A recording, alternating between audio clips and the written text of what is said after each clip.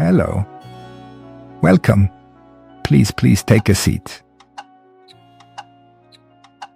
Make yourself comfortable, then I'll begin.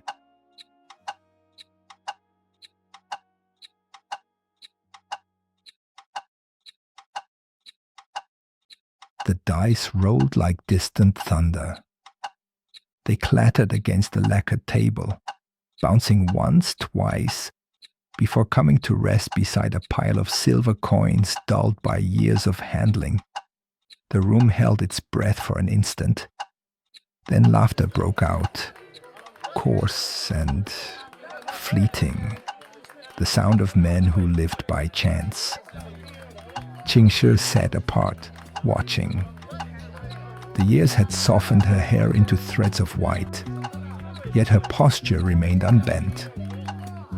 A faint glow from an oil lamp traced the line of her cheek and the quiet discipline of her hands.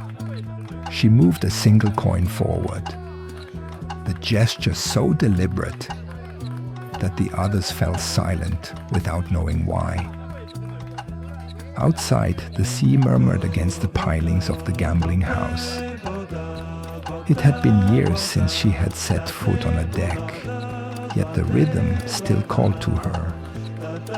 The shifting pulse of tides, the deep inhalation of the world before dawn.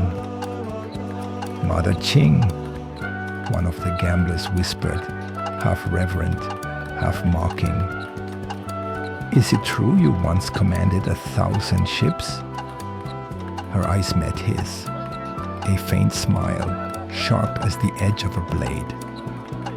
"Once," she said, "but the sea commands all in the end."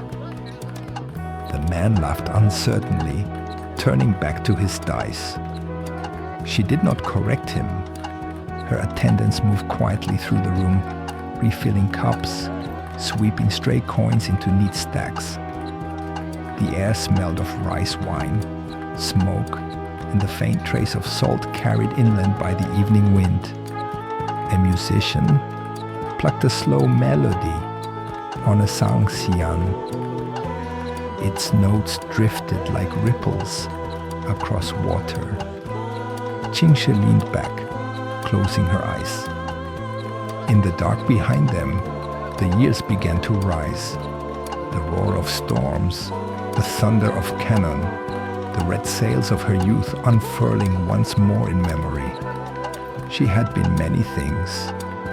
Daughter, courtesan, wife, widow, commander, negotiator, myth. But none of those names fit now. In the quiet between games, she was only a woman, listening for the voice of the sea. She could still hear it. The same low breath that had once carried her fleet across the horizon. The same pulse that had whispered to her in sleepless nights when death sailed in pursuit. It was older than empires, older than men. A boy, perhaps no more than 12, slipped through the doorway, pausing at the sight of her. His face was sunburned, his clothes threadbare. He bowed awkwardly. "My uncle says you were a pirate, Queen," he said, voice trembling. "He says the Emperor feared you." Her eyes opened slowly. The lamp flame caught the reflection of the sea in them.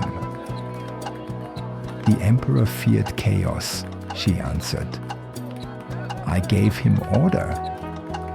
The boy frowned, unsure if it was a boast or a warning. "Will you tell me what happened?" She studied him for a long moment.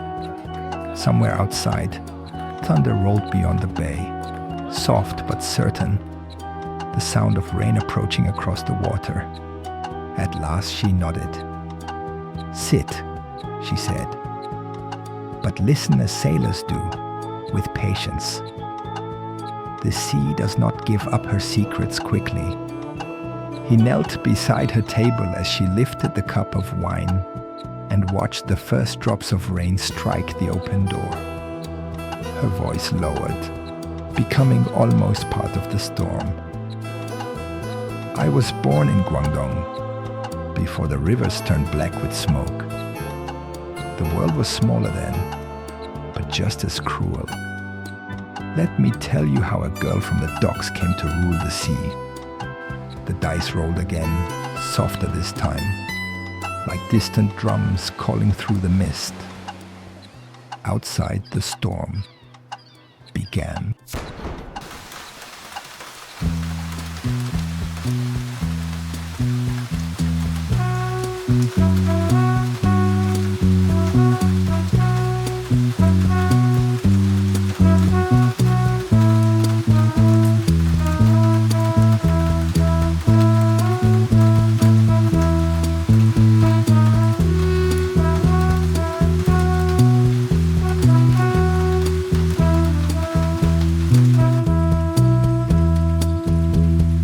Da